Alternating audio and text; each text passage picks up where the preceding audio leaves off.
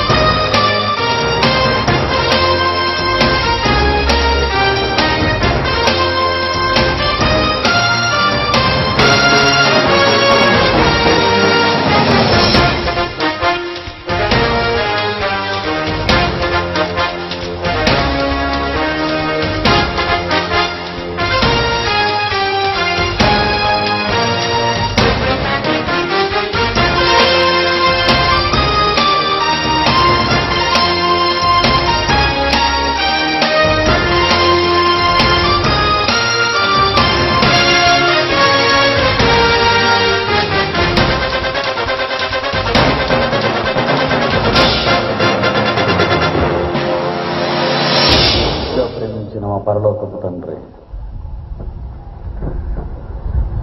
మాకు ఈ చల్లని పూట నీ విలువైన వాక్యాన్ని ప్రసాదించు స్వామి.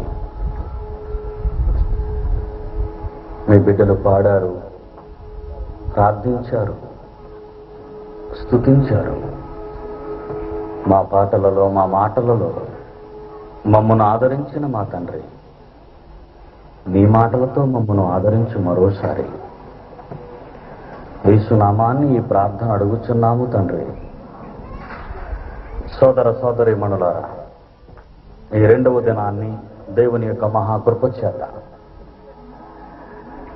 దేవుని యొక్క జ్ఞానాన్ని మరి ఒకసారి పరిశోధించటానికి లేక పరిశీలించటానికి దేవుడు మనకిచ్చిన ఈ మంచి అవకాశం కొరకు దేవునికి వందనాలు. మీరెంతో ఆశతో ఈ సభకు విచ్చేసి దేవుని యొక్క మహాజ్ఞానాన్ని కని విని ఎరుగని రీతిలో వినబోతున్నారు అని సభాముఖంగా మీకు తెలియజేస్తున్నాను. ఈ వేదం ఒక అద్భుతమైనది, మానవ మేధస్సుకు అందనిది. ఈ ప్రపంచపు యొక్క చరిత్రలో ఏ ఒక్కరి జీవితాన్ని గూర్చైనా తెలుసుకోవాలని అనుకుంటే ఈ విశాల భూప్రపంచంలో ఏ దేశం యొక్క కార్యక్రమాల మంచి చెడ్డలు మనం గ్రహించాలి అంటే ఈ పుస్తకం దగ్గరికి ప్రతివాడు రావాలి.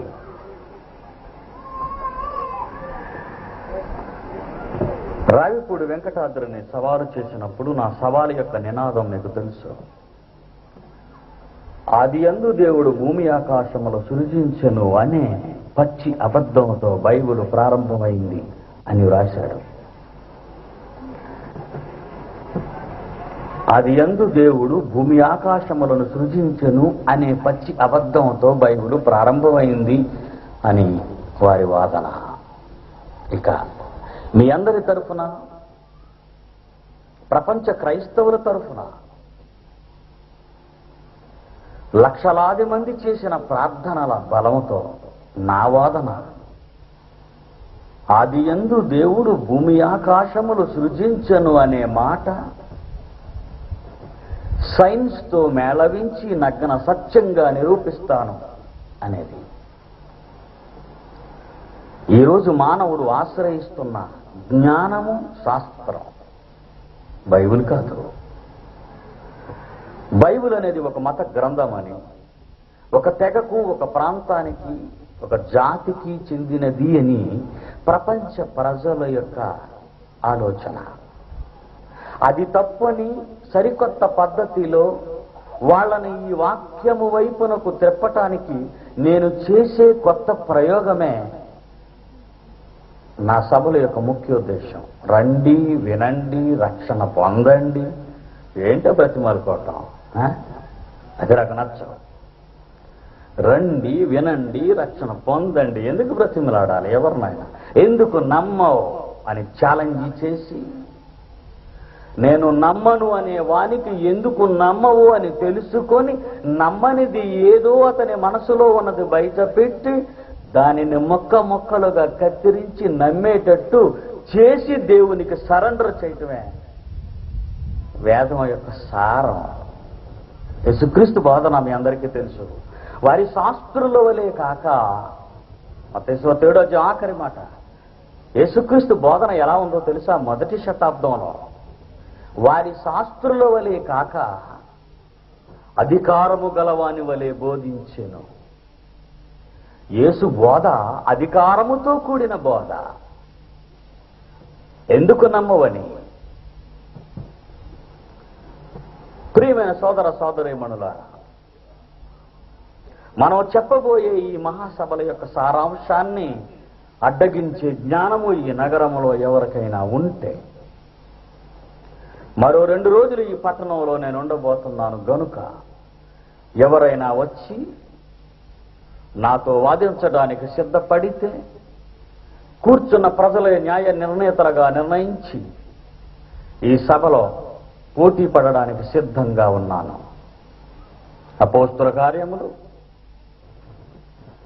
19వ అధ్యాయము, లూకా రాసిన తన 2వ గ్రంథమైన అపోస్తల కార్యము 19వ అధ్యాయం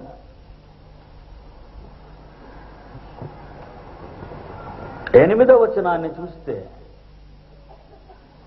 పౌలు సమాజ మందిరములోనికి వెళ్ళి ప్రసంగించుచు దేవుని వాక్యమును గూర్చి తర్కించుచు ఒప్పించుచు ధైర్యముగా మాటలాడుచు 3 నెలలు గడిపెననుంది. 4 గోడల మధ్య కూర్చొని మనవారికే దంపు దంచకుండా, ఎప్పుడు చూసినా ఈ దంపులని మనమే దంచుకోవాలి. గుడిలోకి వచ్చి కూర్చున్న వాళ్ళని లేనిపోని మాటలతో లేనిపోని ప్రయోగాలు చేసి ఉన్న క్రైస్తవ్యాన్ని చంపి క్రైస్తవ సమాజానికి కలలుగన్న దేవునికి నిన్ను పనికి రాకుండా చేసి 4 గోడల మధ్య బంధిస్తున్నారు నేటి అబద్ధ బోధకులు. క్రైస్తవుని వీరుడుగా మలచి వీరోచితముగా యుద్ధం సాగించడానికి యుద్ధోపకరణాలు సిద్ధపరచి కథన రంగానికి దూకించి జయశాలిగా విజయ డంకా మోగించడానికి నిలువబెట్టాలి అని బోధించింది బైబిల్. అందువలన ఈరోజు ఈ దేశంలోనే కాదు, ప్రపంచంలో ఎంత గొప్ప చరిత్రకారినైనా ఎంత గొప్ప శాస్త్రవేత్తనైనా నిలవబెట్టబోతున్నాను, నిలుచోబెడుతున్నాను అంటే కారణం నాకున్న దమ్ము నా జ్ఞానం కాదు, బైబిల్. అపోస్తుడైన పౌలు 1వ శతాబ్దంలో అతను తర్కించినప్పుడు ప్రసంగించడమే కాదు అతను చేసిన పని, ప్రసంగించుచు తర్కించుచు ఒప్పించుచు. మహాసభల్లో నిలబడి ఎవరో స్పీకర్ను పిలిపించి అతడు బోధ ఏదో అతడు చేసేసి ఎవరైనా అడ్డగిస్తే అతన్ని మీరు బయటికి అలా గెంటేస్తూ, అతను సపోర్టర్స్ కదండి, ఇది క్రైస్తవ సభలు కనుక గొడవ ఎందుకు బాబు అని అతను పక్కకు లాక్కెళ్ళిపోయి తగిలేయటం కాదు. అతని సమస్య ఏటో తెలుసుకొని అతని వాదన ఏటో విని అతను కూడా చెప్పింది నిజమేమో అని ఆలోచించి ప్రజా కోర్టుల్లో ప్రజా సభలలో నిలవబెట్టి స్థాపించేదే క్రీస్తు రాజ్యం. అందువలన పౌలు 1వ శతాబ్దంలో ప్రసంగించి తర్కించి ఒప్పించి 3 నెలలు ఉన్నాడట ఆసియాలో, ఎఫెసు పట్టణంలో. ఇంచుమించు ఆ పట్టణంలో ఉన్న వాళ్ళంతా క్రైస్తవులైపోయారని ఉంటుంది ఆ కిందకి చదువుతుంటే మీకు. సోదర సోదరీమణులారా, ఈరోజు నేను చెప్పబోయే పాఠ్యాంశాన్ని మీరు వింటే ఆశ్చర్యపోతారు. అందుకే నేను చెప్పబోయే ఈ సైన్స్ని ఎవరైనా కాదని నిరూపించగలిగితే నేను నా తల దించి అతనికి క్షమాపణ కోరి ఈ బైబిల్ని విడిచిపెడతాను. ఇక వినండి. మానవుడు ధరించుకున్న ఈ శరీరము పంచభూతాల నుంచి సంగ్రహించబడినది. మానవ శరీర నిర్మాణము దేవుని సంకల్పములోని భాగము. మానవ మేధస్సుకు అందనిది. ప్రపంచపు అధునాతన శాస్త్రము ఒక మాటను వివరించింది. అనేక మంది శాస్త్రవేత్తలు ఒక దగ్గర కూర్చొని తల్లి గర్భములో ప్రవేశించిన ఈ అణువు లేక ఈ జన్ను లేక ఈ చిన్ని కంటికి కనబడిన ఈ పదార్థము జీవకణము తల్లి అండాశయంలో ఉన్నప్పుడు పిండముగా రూపుదిద్దుకుంటున్న సమయాన్న ఆ చిన్న అణువుకి ఒక తలకాయ ఉండాలని, ఆ తల కింద ఒక మెడ కావాలని, ఆ మెడ కింద భుజములతోనున్న శరీరము నిలవాలని ఎలా తెలుసు?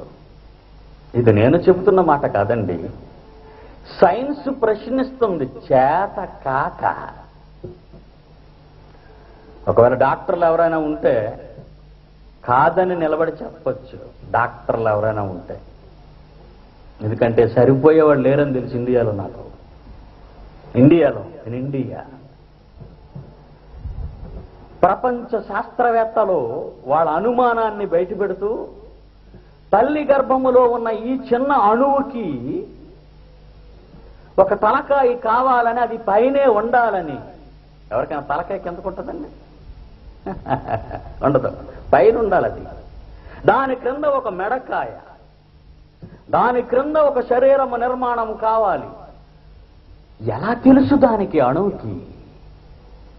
తల్లి గర్భములో ఉన్న జీవకణానికి ఈ ఆకారము ఇలాగే ఉండాలని ఎలా తెలిసింది?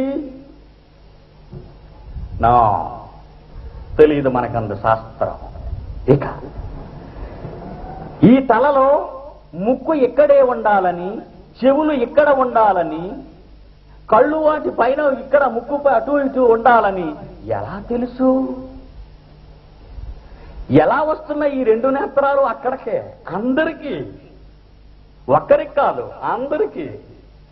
ఈ ముక్కుకు అటు ఇటు రెండు చెవులు, అటు ఇటు రెండు కళ్ళు, ఈ స్థానాలు ఎక్కడే ఉండాలని వాటికి ఎలా తెలుసు? ఆ కణానికి, ఆ జీవకణానికి లేక ఆ పిండానికి మార్పు చెందిన తరువాత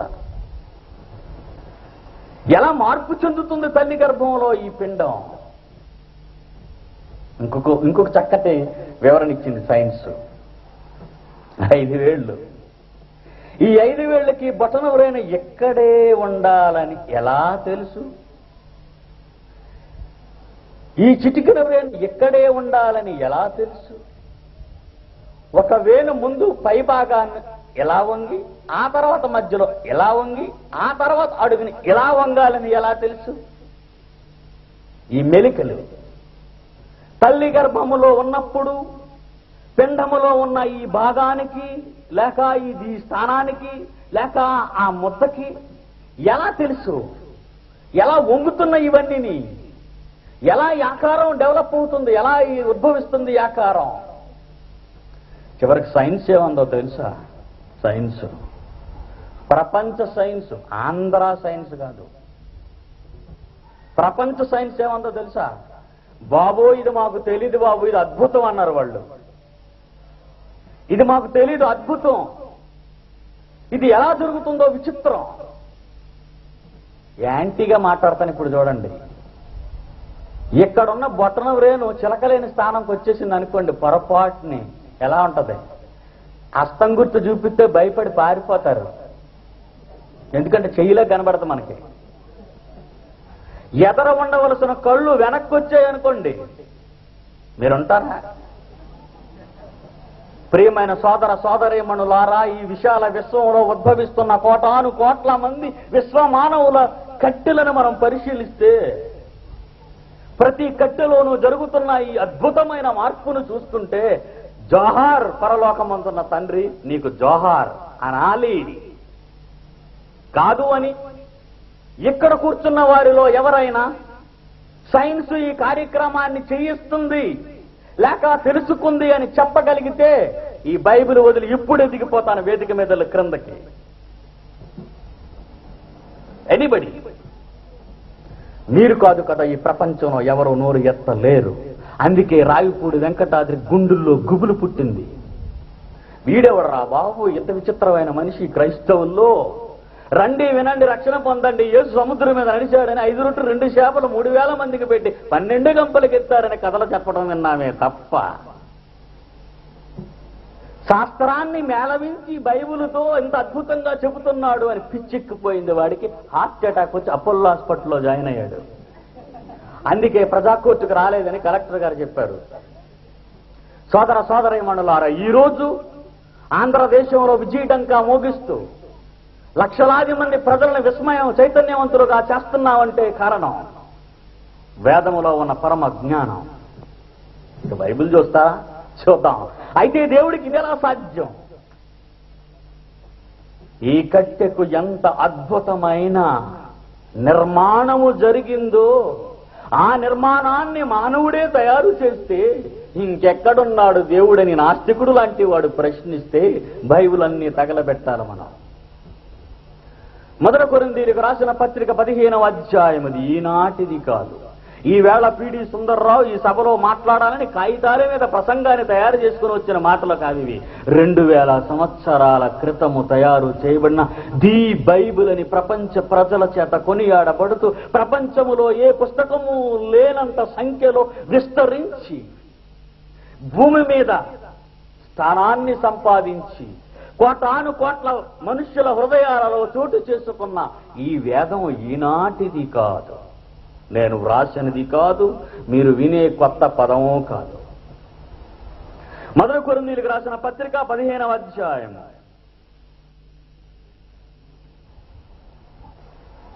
కొరింథీయులకు రాసిన పత్రిక, మొదటి పత్రిక 15వ అధ్యాయము 37వ వచనము. నీవు విత్తు దానిని చూడగా అది గోధుమ గింజ అయినను సరే, మరి ఏ గింజ అయినను సరే, వట్టి గింజనే విత్తుచున్నావు. కానీ మై డియర్ మ్యాన్, ఓ మనిషి, ఎముకల గూడులో జీవిస్తున్న నరుడా, దేవుని ఆత్మ ఈ ప్రపంచంలో ప్రవేశించిన తరువాత ఈ పరిస్థితులను గమనించి నీవేదో జ్ఞానిని అనుకుంటున్నావేమో. కాదు. దానికి ముందు వచ్చినాన్ని మీరు చదివితే ఓ అవివేకి అన్నాడు. ఎవరిని? ప్రపంచంలో మాకు అంతా తెలుసు అనుకునే వారిని దేవుడు పెట్టే ముద్దు పేరేంటో తెలుసా? ఓ అవివేకి. నాకంతా తెలుసు, నేను స్కాలర్లని చెప్పుకునేవాడు ఎవడైనా ఉంటే దేవుడు వాడికి పెట్టే పేరేంటో తెలుసా? ఓ అవివేకి. నీవు విత్తు దానిని చూడగా, 37, నీ విత్తు దానిని చూడగా అది గోధుమ గింజ అయినను సరే, మరి ఏ గింజ అయినను సరే, వట్టి గింజనే విత్తుచున్నావు గాని పుట్టబోవు శరీరమును విత్తుటలేదు. పుట్టబోవు శరీరాన్ని నీ పని కాదయ్యా, గింజను విత్తటమే నీ పని. ఆ గింజకు స్ట్రక్చర్నిచ్చేది నా పని, అది మై డిజైన్. ఓ శాస్త్రవేత్త, ఈ వేరు ఇక్కడే ఎందుకుంది, ఈ కన్ను ఇక్కడే ఎందుకుంది, ఈ కాలు కిందకెందుకు దిగింది, చేతులు ఎందుకు పైన ఉన్నాయి, కాళ్ళు స్థానంలో చేతులు, చేతుల స్థానంలో కాళ్ళు, ముక్కు స్థానంలో నోరు, నోటి స్థానంలో ముక్కు, కళ్ళు స్థానంలో చెవులు, చెవుల స్థానంలో కళ్ళు వస్తే ఆకారాన్ని చూస్తే తలచుకుంటేనే గగురుబాటు. భార్య భర్తలు కలవటం నీ పని. మాతృమూర్తి గర్భంలో రూపాన్ని ఇవ్వటం నా పని. That is ever work, this is my work. నా వర్క్లోకి వచ్చేవానికి మెంటల్ వస్తా, జాగ్రత్త. నీ వర్క్లో నువ్వుండు అంతే, నా పనిలోకి రాకు. నా పనిలోకి వస్తే పిచ్చెక్కిపోతావు. అవును, ఎంత మంచి మాట రాశాడు. 2000 సంవత్సరాలైంది ఈ మాట రాసి. శాస్త్ర ప్రపంచం గుడ్డిదై రూపాయల కోసం ఎదురేగి కోటాను కోట్ల రూపాయలు ఖర్చు చేసి మానవ ధనాన్ని నిరుపయోగంగా మలిచి మార్చేసి ప్రణాళికల పేరట ఎన్నెన్నో పనికిరాని పనులను చేసి తిండి లేక, గూడు లేక, గుడ్డ లేక ప్రజలను మార్చి పనికిరాని ప్రయోగాలు చేస్తుంది శాస్త్ర ప్రపంచం.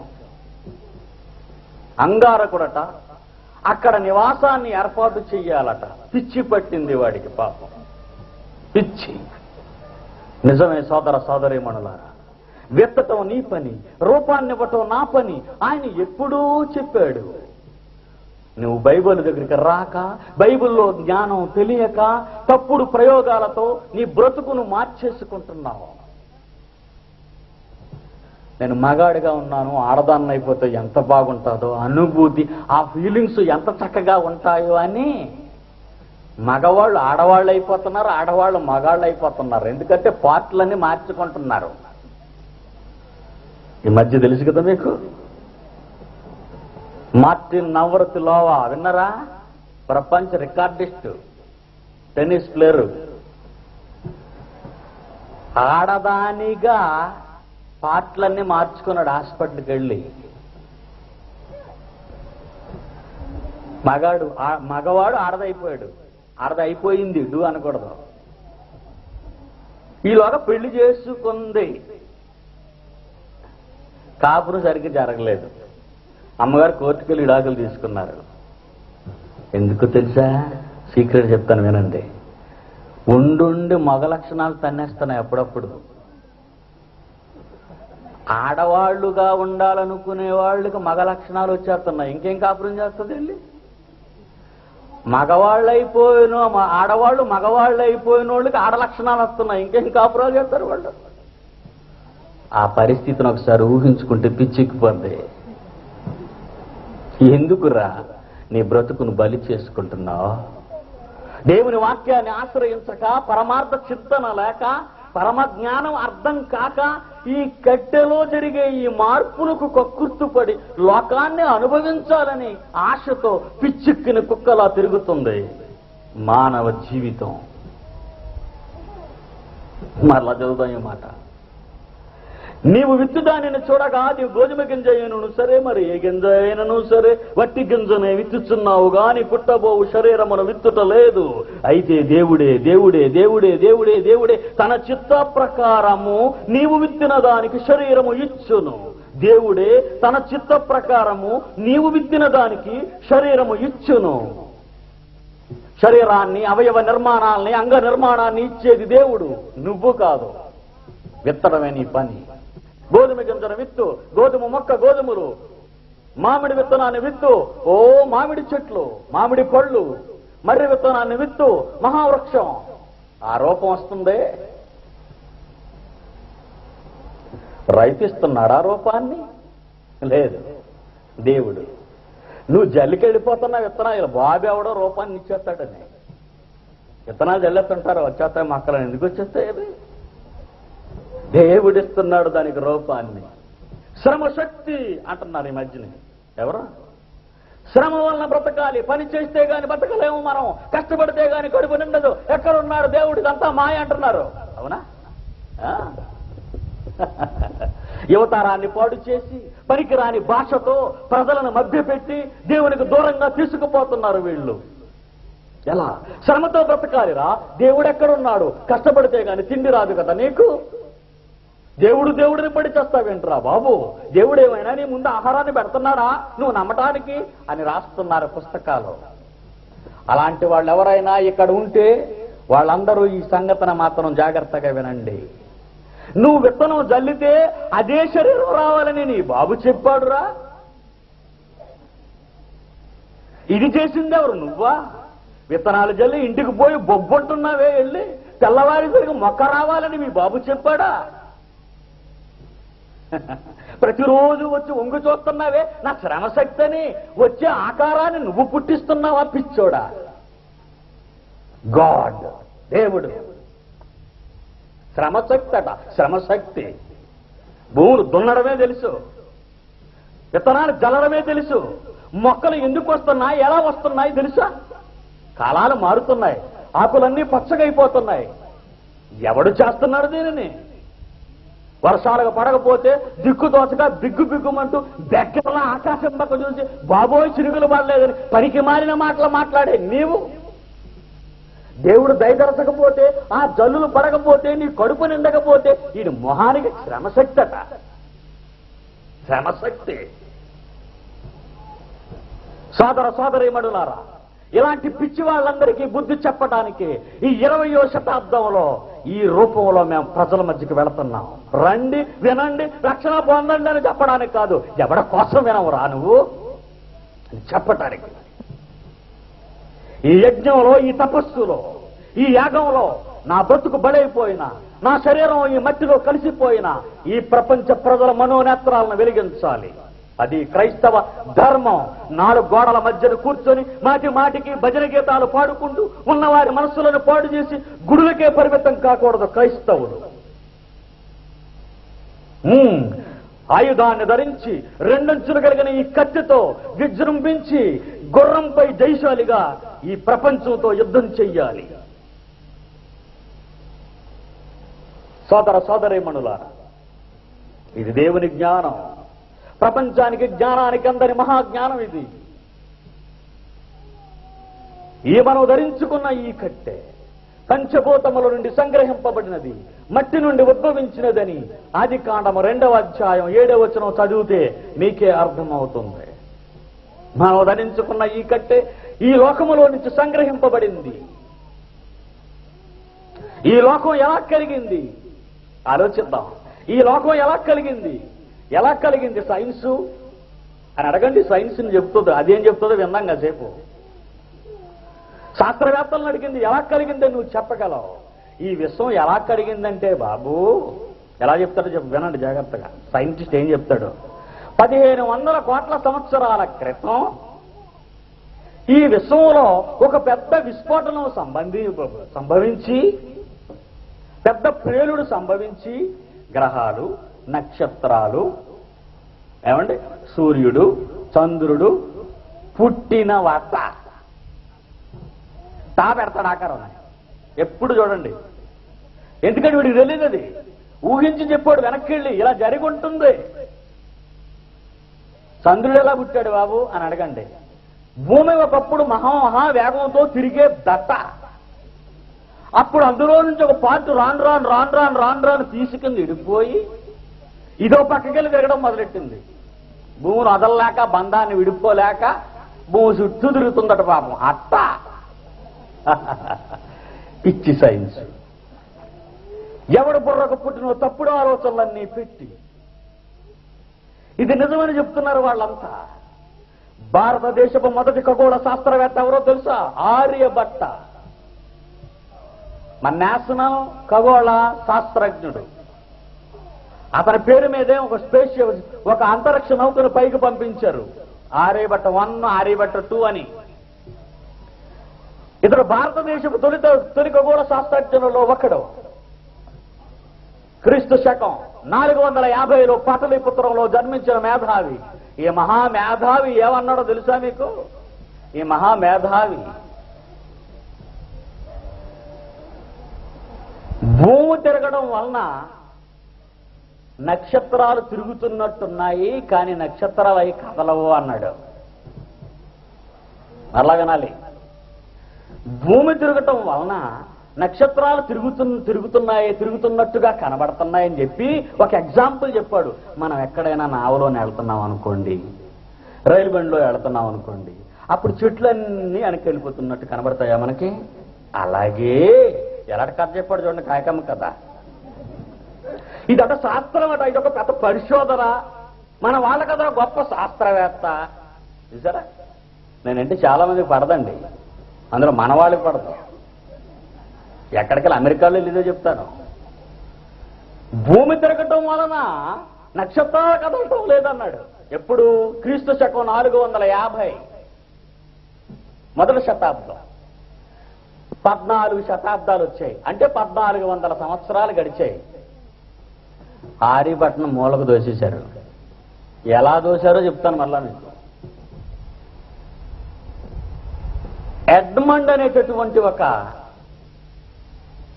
ఇంగ్లాండ్ శాస్త్రవేత్త, బాబు ఇంతవరకు మీకు సంగతి తెలీదు, నక్షత్రాలు తిరుగుతున్నాయి అన్నాడు. తిరుగుతున్నాయా? ఎలా చెప్పగలవు అంటే పరిశోధన చేశాడు. 70 సంవత్సరాలకు ఒకసారి ఒక నక్షత్రం మన భూమికి దగ్గరగా వచ్చి వెళ్ళిపోతుంది, మీరు గమనించండి అని శాస్త్ర పరిశోధనలు చేశాడు. అవును రోయ్, నక్షత్రం వచ్చి పోతుందని తెలుసుకుంది ప్రపంచం. అప్పుడు ఆ నక్షత్రానికి అతని పేరు పెట్టారు, ఎడ్మండ్ హేలీ.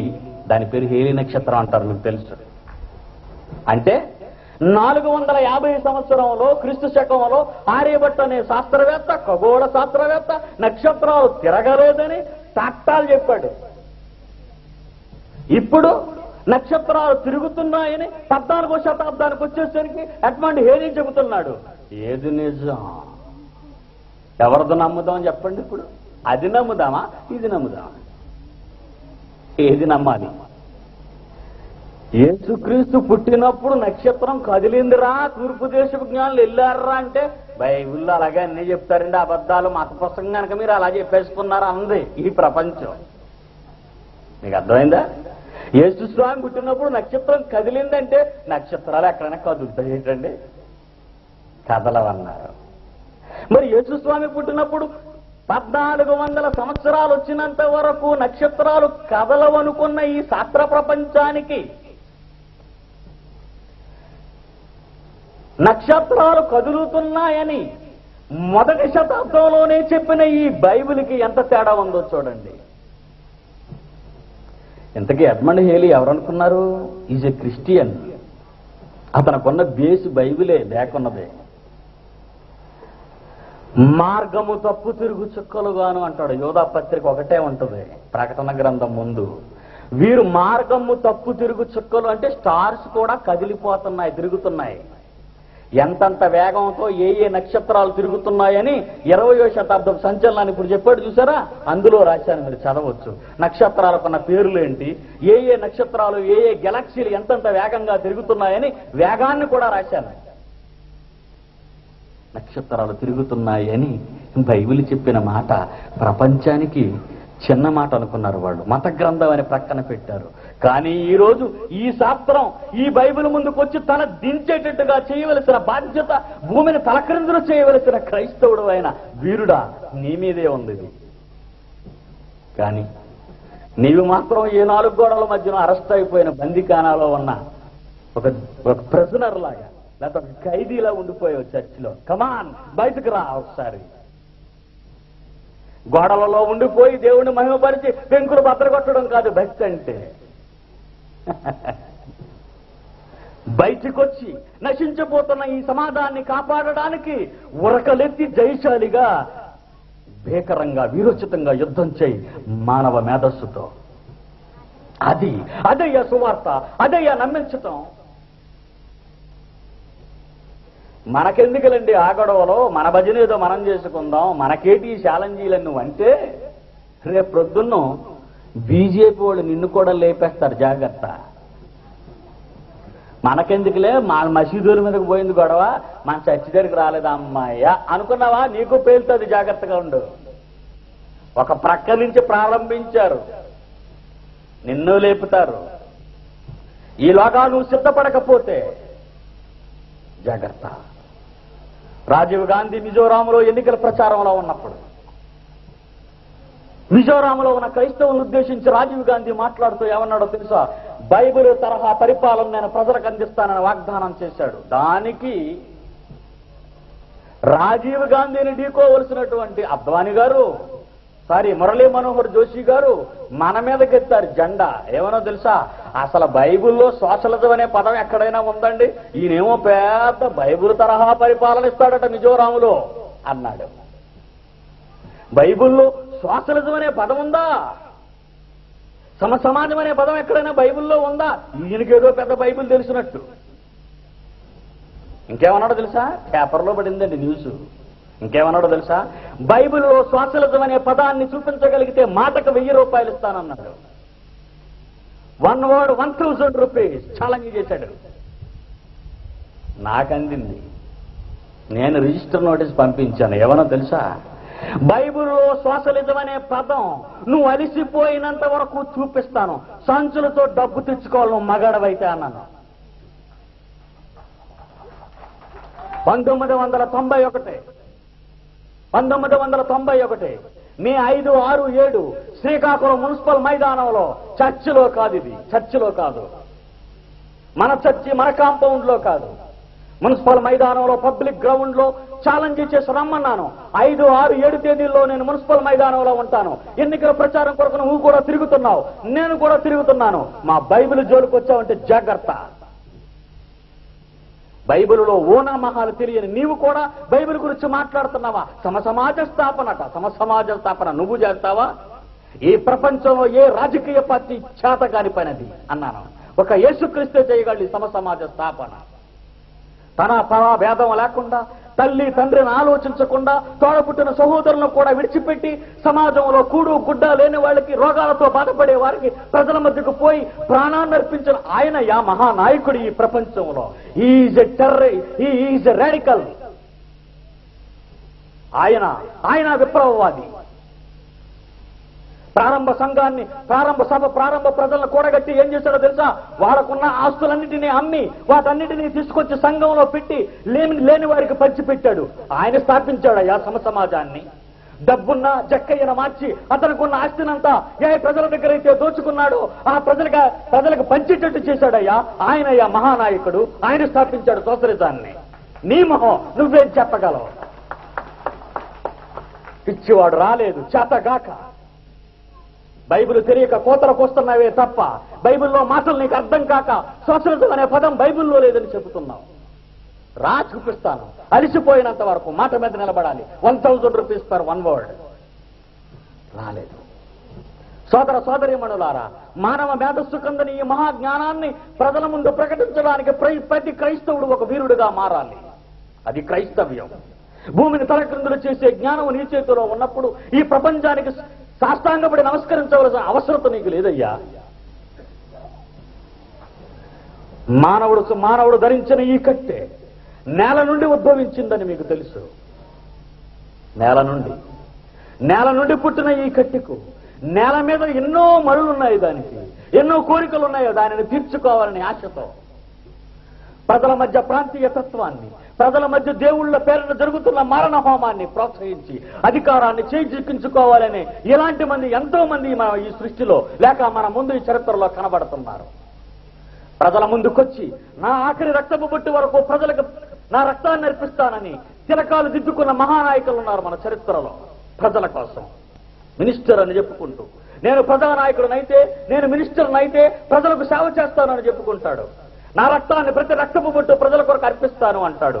మనమంతా నిజమనే నమ్ముతాం. ఉన్నతమైన సింహాసనాన్ని అతను ఎక్కిస్తాం. అధికారం అనే గద్దె మీద ఎక్కించి ఇక మనల్ని ఎలా చూస్తాడో, మన దగ్గరికి ఎలా వస్తాడో అనుకుంటాం. రాడు. ఒకవేళ వచ్చాడు అనుకోండి, మినిస్టర్ ఎలా వస్తాడో తెలుసా? ముందు జీపులు, వెనక జీపులు, ముందు పోలీసులు, వెనక పోలీసులు, తుపాకీలతో ఇతని ప్రాణం, ఇతను ఒక రక్తపు బొట్టు ఎక్కడ బయటకు పోతాదో అని భయం మీద ఇతన్ని కాపాడడానికి బయలుదేరుతారు. ఇదండి సోషలిజం కాదయ్యా. ఒక మహానాయకుడు ఎవరి సహాయం లేకుండా తన్ను తానే యేసుక్రీస్తుగా ఈ ప్రపంచంలో చరిత్రకెక్కిన ఒక మహా విప్లవవాది యేసుస్వామి ప్రజల ముందుకెళ్లి అవసరమైతే తన ప్రాణాన్ని పణంగా పెట్టి ఆఖరి రక్తపు బొట్టు వరకు సిలువలో ఇచ్చిన అతడయ్యా నాయకుడు. అతను స్థాపించాడు సమాజాన్ని. సోదర సోదరీమణులారా, ఆలోచించండి, వేదం ఎంత గొప్పదా అని. అవును, ఈ కట్టెలో ప్రవేశించిన మనిషి ఈ కట్టె సుఖాల కోసం, ఈ లోకములో ఉన్న కోరికల బానిసగా మారి అధికారాల కోసం, అంతస్తుల కోసం, ధనం కోసం, తన కుటుంబాల ఆస్తుల కోసం తమ బ్రతుకుల్ని కన్నీటిమయంగా మార్చుకుంటున్నారు. అనేక మంది కోట్ల మంది ప్రజల బ్రతుకుల్ని కన్నీటిమయంగా చేస్తున్నారు. సద్దాం హుస్సేన్ స్నానం చేసిన ఆ గది యొక్క ఖరీదంతో తెలుసా? 200 కోట్ల రూపాయలు. 200 కోట్ల రూపాయలు. 200 కోట్ల రూపాయలలో గదిలో బాత్రూంలో స్నానం చేసిన ఆయనకు ఈ కట్టెలో ఒక తప్పుడు ఆలోచన పుట్టింది. ఏంటో తెలుసా? ఇంకా నాకు డబ్బు కావాలి, ప్రక్కనున్న సోదర దేశాన్ని ఆక్రమించుకోవాలనే ఆశతో ప్రపంచ ప్రజలందరినీ ఎదిరించి ప్రపంచ దేశాలందరికీ వ్యతిరేకంగా యుద్ధాన్ని, సమరాన్ని సాగించాడు. మిగిలింది ఏముంది? కువైట్ తన సోదరులు కారా? ప్రపంచ ప్రజలు తన సోదరులు కారా? ఒకే రక్తం, ఒకే మానవత్వం అనుకున్న ఈ కట్టె యేసుక్రీస్తు బోధనలు అందక ఈ కట్టెలోని పుట్టిన దౌర్భాగ్యపు ఆలోచనలకు బానిసగా మారి ఈనాడు ప్రపంచ ప్రజలకు కన్నీరు తెప్పించాడు ఆ వ్యక్తే. ఏమని చెప్పాడో తెలుసా? నేను దేవునికి ప్రార్థన చేస్తున్నప్పుడు దేవుడు నాతో ఒక మాట చెప్పాడు. భక్తా, నీ ప్రక్కనున్న దేశం మీద యుద్ధాన్ని ప్రకటించి దాన్ని స్వాధీనపరచుకో అని సెలవిచ్చాడట దేవుడు అతనికి. మనకు తెలిసింది న్యూస్ అబద్ధం కాదు. అప్పుడు యుద్ధాన్ని ప్రకటించాడు. యుద్ధాన్ని ప్రకటించమన్న దేవుడు ఎక్కడికి పోయాడో తెలియదు కానీ ఇతని కాళ్ళు చేతులు తెగిపోయాయి. ఏది దేవుడి పేరట జరుగుతున్న ఈ మారణ హోమాలు ఆలోచించండి. ఈ రోజు 10 లక్షల మంది ఇరాకులో ఉన్న ఆడవాళ్ళకి భర్తలు లేకుండా పోయారు. తెలుసా మీకు? చచ్చిపోయారు యుద్ధ రంగంలో, భర్తలు లేరు. మరి ఏం చేయమంటావయ్యా అని ప్రజలందరూ తిరుగుబాటు చేస్తే ఒకరికి 10 మంది అయినా పర్వాలేదు, అడ్జస్ట్ చేసుకోండి, నేను రాజ్యాంగాన్ని మార్చేస్తానన్నాడు. ఇదయ్యా పరిపాలన? ఒక వ్యక్తిలో తప్పుడు కోరికలు పుట్టి తన శరీరంలోని కోరికలను అణుచుకోలేక చుట్టూ ఉన్న సమాజాన్ని సర్వనాశనం చేస్తున్నాడు. ఎక్కడ చూసినా గల్ఫ్ ఛార్జీలు, పెట్రోల్ గల్ఫ్ ఛార్జీ, బజార్లో కాయగూరల గల్ఫ్ ఛార్జీ, ఎన్నో ఛార్జీలు పెట్టారు. మీ అందరికీ తెలుసు. ఈనాటి వరకు ఆ ఛార్జీలు దిగలేదు, మారలేదు. అతను పెట్టిన భిక్షే. సోదర సోదరీమణులారా, మీరు ఆలోచించండి. ఈ కట్టెలో ఉన్న మనిషి తన కట్టె యొక్క స్వార్థ కోరికల కొరకు ప్రపంచ వినాశనానికి ఈ రోజు అరులు చేస్తున్నాడు. ఈ ప్రపంచాన్ని 100 సార్లు తగలబెట్టే మారణాయుధాలు ఈ రోజు ప్రపంచంలో ఉన్నాయంటే మీ అందరికీ తెలుసు. మీరు నమ్మగలరా? నమ్మితే మీకు తెలుసు. నిజమే. ఈ ప్రపంచాన్ని 100 సార్లు మార్చగలిగే భయంకర మారణాయుధాలు ప్రపంచంలో ఉన్న అన్ని దేశాలు సిద్ధం చేశాయి. అవన్నీ పేలితే ఈ భూగోళం ఏమవుతుందో ఒకసారి ఆలోచించండి. ఆయన శిఖరాగ్ర సమావేశాలు ఏర్పాటు చేసి బడా నాయకులందరూ అక్కడ చేరి ఏం మాట్లాడారో మీ అందరికీ తెలుసా? మనకున్నది ఒకే భూమి గనుక మనము జాగ్రత్తగా కాపాడుకుందాం. అది వీళ్ళు తీసుకున్న తీర్మానాలు. 2 భూములు లేవు, 3 భూములు లేవు, మనకున్నది ఒకే భూమి. పక్కన నంగారగడ దగ్గరికి వెళ్తే నీళ్ళు లేక చచ్చిపోతాం, బతకలేక, గాలి నీరు లేక. అలాగని పక్కన చంద్రుడి దగ్గరికి వెళ్తే అంతకంటే మనం బతకలేం గనక మనకున్నది ఒకే భూమి, దాన్ని కాపాడుకుందాం. మరి కాపాడుకోవాలంటే ఏం చేయాలండి? అయ్యగారు భక్తులందరూ ఏమి నిర్ణయించారో తెలుసు? అక్కడ దేశాది నేతలు మన దగ్గరున్న బాంబులు ఇమీడియట్ గా నిర్వీర్యం చేసేయాలి, కొత్త బాంబులు కనిపెట్టకూడదు. ఇది ఎక్కడ గొడవండి? ఎందుకు కనిపెట్టారు ఇవన్నీ? ఉన్న ఇల్లును తగలబెట్టుకోవడానికా, దీపావళి పండుగను ఆచరించడానికే? సోదర సోదరీమణులారా, మానవుని యొక్క కట్టిలో పుట్టిన తప్పుడు ఆలోచనలకు ఈ రోజు మానవుడు హాయిగా సస్యశ్యామలంగా బ్రతుకుతున్న ఈ సువిశాలమైన విచిత్రమైన సృష్టిని కలుగు చేశాడే ఆ దేవుడు. అతడు చేసిన ఆ ప్రజ్ఞకు, అతడు చేసిన ఆ శిల్పానికి, ఈ శిల్ప అందాలని చూస్తుంటే మానవుడు సుఖంగా బ్రతకాలని ఈ గోళాన్ని సృష్టిస్తే దీన్ని తగలబెట్టడానికి, కట్టిలో పుట్టిన ఈ తప్పుడు ఆలోచనలతో అగ్నిమయంగా మార్చడానికి లోకం పయనిస్తుంది ఈరోజు. అది కట్టిలో పుట్టిన దుర్బుద్ధి కాదా? ఆఖరిగా ఒక మాట చదివి ఈ బాగా నాపుదాం. యాకోబు రాసిన పత్రిక 4వ అధ్యాయము,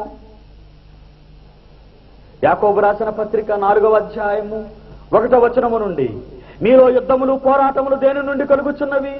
మీలో యుద్ధములు పోరాటములు దేని నుండి కలుగుచున్నవి? మీ అవయవములలో పోరాడు మీ భోగేచ్ఛల నుండియే కదా. మీ అవయవములలో పోరాడు మీ భోగేచ్ఛల నుండియే కదా.